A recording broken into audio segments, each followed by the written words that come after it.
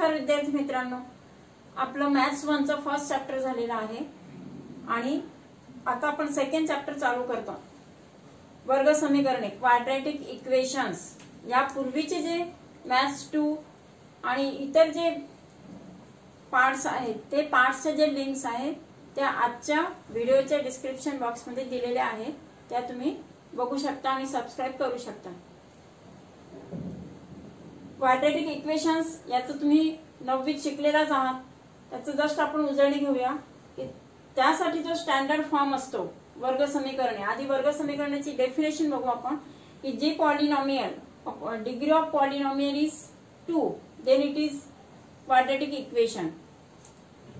जर एखाद्या बहुपदीची कोटी 2 असेल तर आपण त्याला वर्ग बहुपदी म्हणणार. मग आता कोटी म्हणजे काय आहे? ह्यापूर्वी आपण बरेचसे रेषीय समीकरणे आणि वर्ग समीकरणे जे आहे ते पाहिलेले आहेत, ज्यामध्ये रेषीय समीकरण की ज्या बहुपदीची कोटी आहे ती 1 असते, ज्या बहुपदीची कोटी 2 असेल त्याला म्हणणार वर्ग समीकरण, त्याची 1 असेल त्यांना म्हणणार रेषीय समीकरण. If the degree of polynomial is 1 then it is known as linear equation and the degree of polynomial is 2 then it is quadratic equations. त्याच्यामध्ये त्याची डिग्री महत्वाची आहे आणि a b c they are real numbers असतात आणि a is never 0, a is not equal to 0. a ची किंमत ही 0 नसते. a म्हणजे हा x स्क्वेअर चा कोएफिशियंट आहे, x स्क्वेअर चा सहगुणक ax वर्ग अधिक bx अधिक c.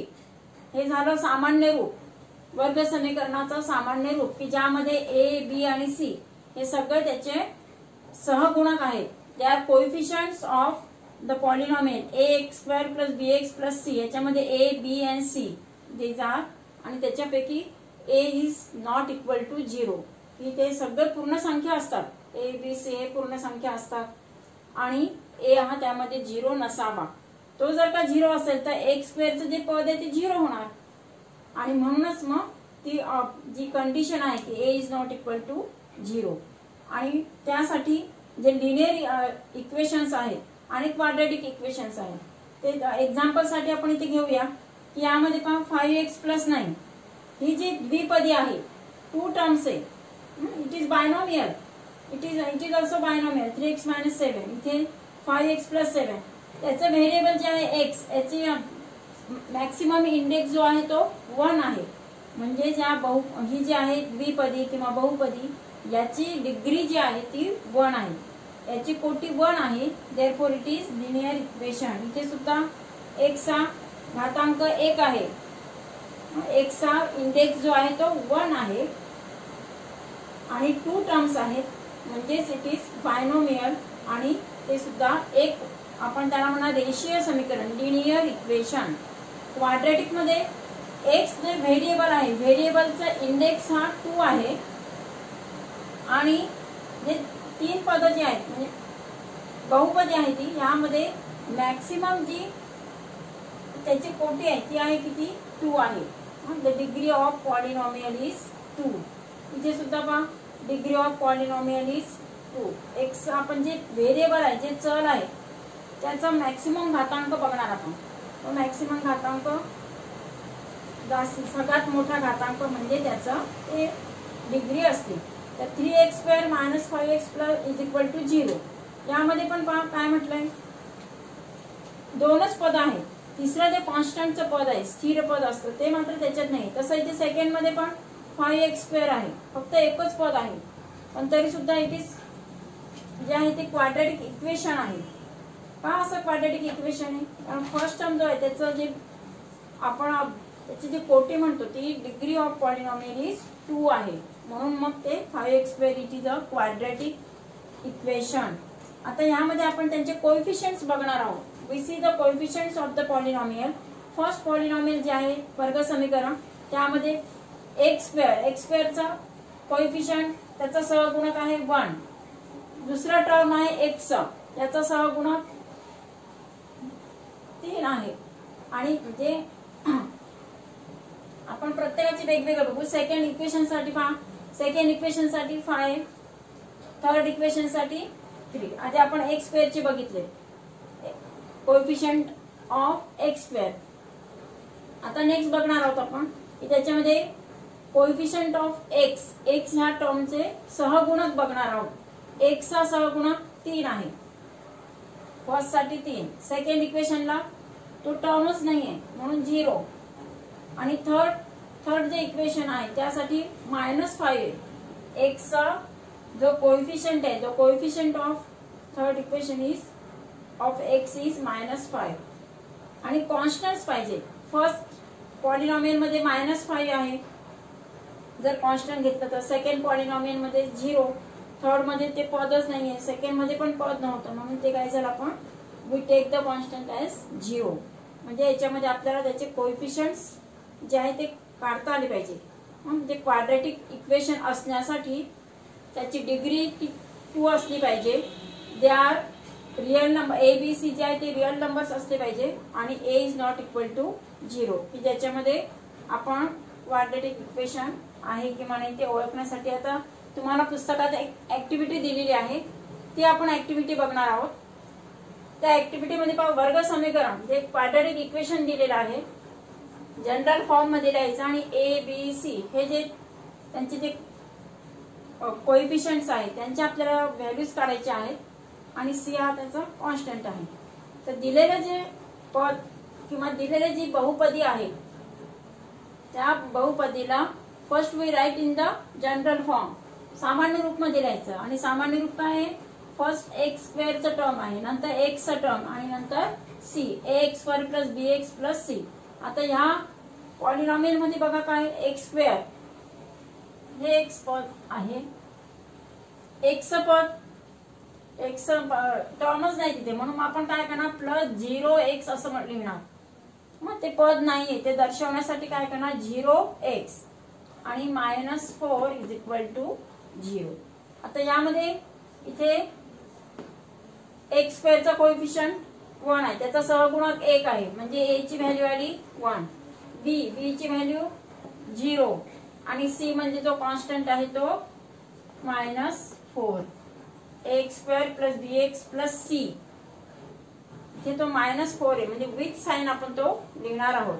तसं या इथे पण पहा, या इक्वेशन मध्ये काय दिलंय, y square is equal to 2y - 7. आधी त्याचं डिग्री ऑफ जे आहे ते 2 आहे, therefore it is quadratic equation. ते डिग्री 2 असल्यामुळे ते वर्ग समीकरण आहे. यामध्ये आपण त्याला ह्याच फॉर्म मध्ये लिहायचंय. बघा कसं लिहिणार आपण, 2y जे आहे 2y - 7 याच्यानुसार डावीकडे पक्षांतर करून लिहिणार. 2y स्क्वेअर -2y हे -7 लेफ्टला येताना +7 होईल आणि is equal to 0. It is the general form. First x स्क्वेअरचं पद आहे, सेकंड एक्सचं पद आहे आणि थर्ड जे आहे ते कॉन्स्टंट आहे. y square -2y + 7 is equal to 0. यामध्ये y स्क्वेअरचा जो कोएफिशियंट आहे सहगुणक आहे 1. y चा इथे सहगुणक बघा, y स्क्वेअर -2 घेतलेला आपण म्हणून इथे -2 आणि 7 it is the constant c, तो घेतलाय 7. थर्ड इक्वेशन साठी पण बघा इथे 2 पद आहेत, फर्स्ट एक्स स्क्वेअरचं आहे, सेकंड 2x आहे.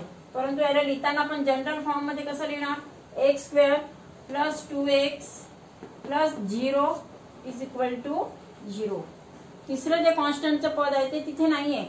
मग आता इथे पहा, एक्स स्क्वेअर म्हणजे ए ची व्हॅल्यू आहे 1, बी ची 2 आणि सी इज 0. तुम्हाला अशा पद्धतीने जे कोएफिशियंट्स आहेत ए बी सी त्याचे व्हॅल्यूज ते काढता आले पाहिजे. पुढे नेक्स्ट असं एक इक्वेशनच्या फॉर्म मध्ये दिलेला आहे l+2 आणि नेक्स्ट ब्रॅकेट l-5. यांचा आपल्याला ते क्वाड्रॅटिक इक्वेशन आहे की नाही, वर्ग समीकरण आहे की नाही ते बघायचंय. तर त्यासाठी जर आपण सॉल्व्ह केलं, सिम्प्लिफाय केल्यानंतर काय तर फर्स्ट टर्मने या ब्रॅकेटला मल्टिप्लाय केला काय मिळतं आपल्याला, l स्क्वेअर इथे -5l, इथे मल्टिप्लिकेशन केल्यानंतर +2l आणि -10. आता हे 2l आणि हे -5l यांचं सबट्रॅक्शन झाल्यानंतर काय मिळणार आपल्याला, l स्क्वेअर -3l -10. हे असं इक्वेशन मिळालेलं आहे, हे वर्ग समीकरण मिळालं. यामध्ये ए आणि बी सी च्या व्हॅल्यू काढायची असेल तर ए ची व्हॅल्यू इथे येणार ए इज इक्वल टू 1, बी ची व्हॅल्यू -3 आणि सी इज इक्वल टू -10. म्हणजे ए बी सी दिस इज काय एकच चल आहे त्याच्यामध्ये, त्याची जी डिग्री आहे त्याची जी कोटी आहे ती 2 आहे, a square and therefore it is quadratic equation. तसं आणखी एक ह्याचं next example m cube -5m square plus 4 is equal to 0. यामध्ये पण एम क्यूब म्हटलंय, एमचा घन वजा 5m स्क्वेअर प्लस 4. या बहुपदीची the degree of this polynomial is 3. आपल्याला क्वाड्रॅटिक इक्वेशन साठी कोणती कंडिशन आहे की इट मस्ट बी 2. त्याची डिग्री जी आहे ती 2 असणं गरजेचं आहे. इथे त्याचा घातांक मॅक्सिमम घातांक 3 आहे. देअरफॉर इट इज नॉट अ म्हणजे क्वाड्रॅटिक इक्वेशन, ते म्हणजे वर्ग समीकरण नाही. का तर एम ह्या किंवा त्या दिलेल्या बहुपदीचा जी कोटी आहे ती मात्र 3 आहे. 2 असली पाहिजे तर किती आहे ती 3 आहे. अँड देअरफॉर द गिव्हन जी पॉलिनॉमियल आहे it is not a quadratic equation. त्याच्यावर आधारित आपण नेक्स्ट आता उदाहरण बघूया. रूट्स ऑफ पॉलिनॉमियल्स ते बघू आपण. रूट्स ऑफ जे क्वाड्रॅटिक इक्वेशन्स आहे त्याचे रूट्स, त्याची म्हणजे वर्ग समीकरणाची मुळं नेमकं काय ते बघूया. If px is the polynomial, px ही एक बहुपदी आहे की ज्याच्यामध्ये आपण ते क्वाड्रॅटिक इक्वेशन आहे असं गृहीत धरतोय.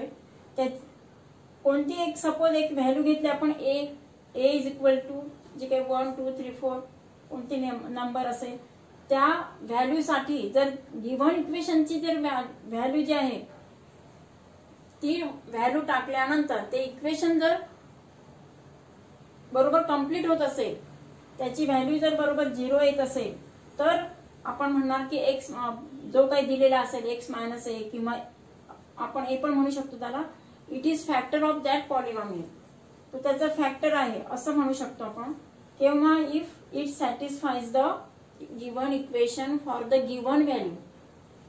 दिलेल्या इक्वेशन दिलेली जी काही किंमत असेल त्या किमतीसाठी जर त्या समीकरणाचं समाधान होत असेल, त्या समीकरणाचे दोन्ही व्हॅल्यूज लेफ्ट साइड आणि राईट साइड दोन्ही जर इक्वल येत असतील तर ते इक्वेशन जे आहे ते त्या इक्वेशन साठी ती दिलेली व्हॅल्यू म्हणजे त्याचं सोल्युशन असतं, ते त्याचं मूळ आहे, त्याचं रूट आहे असं आपण म्हणणार.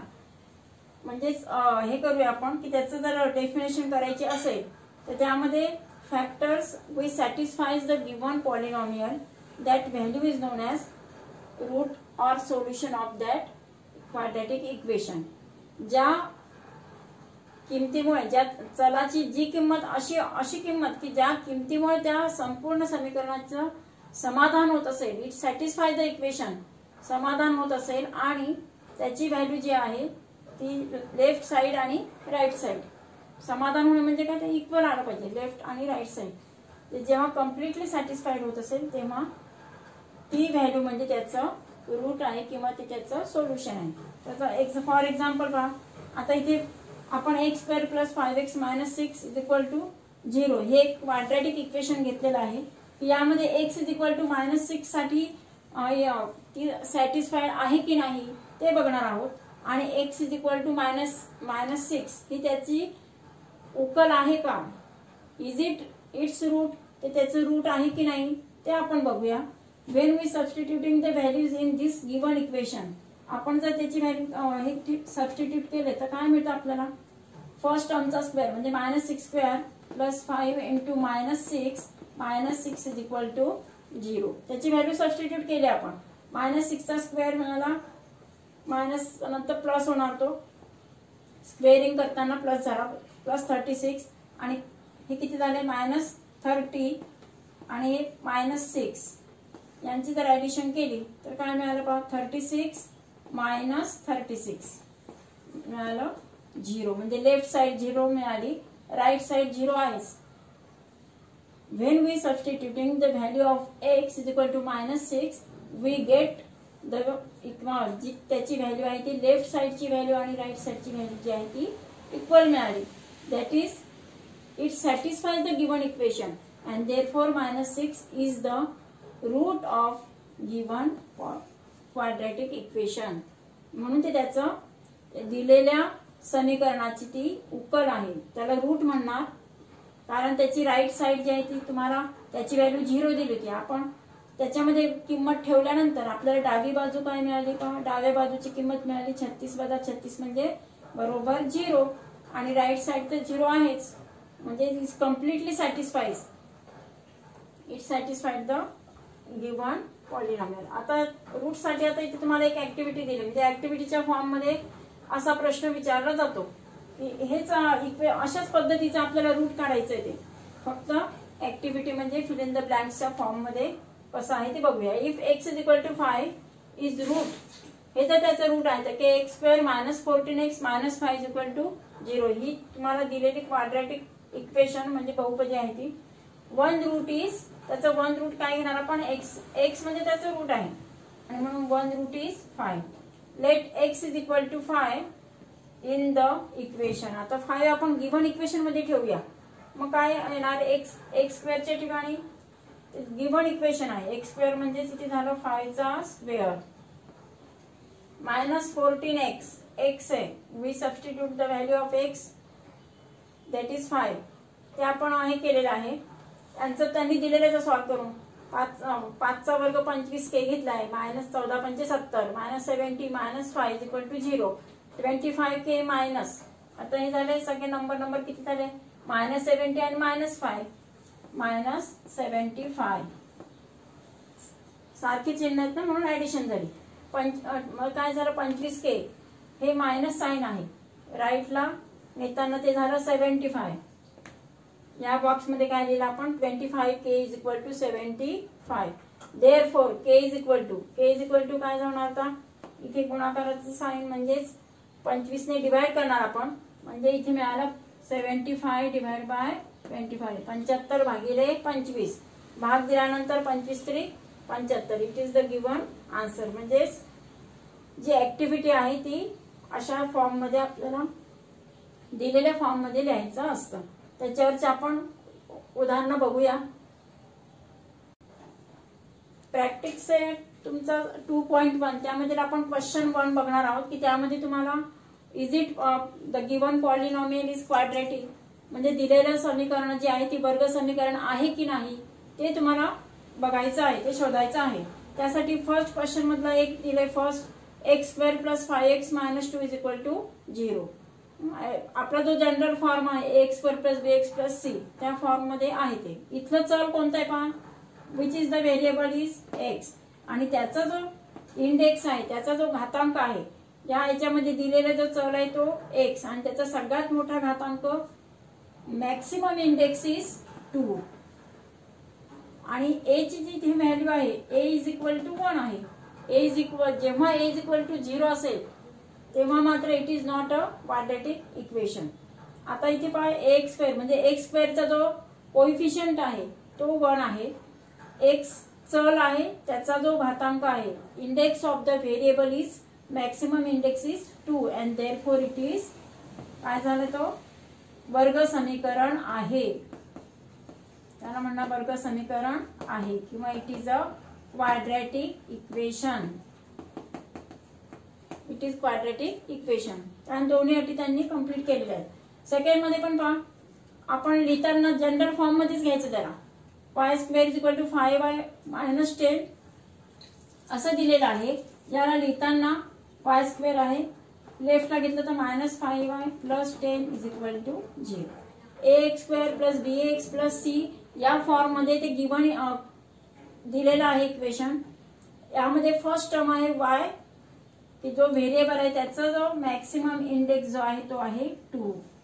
y चा जो इंडेक्स आहे तो किती आहे 2 आणि म्हणून इट इज क्वाड्रॅटिक किंवा वर्ग समीकरण आहे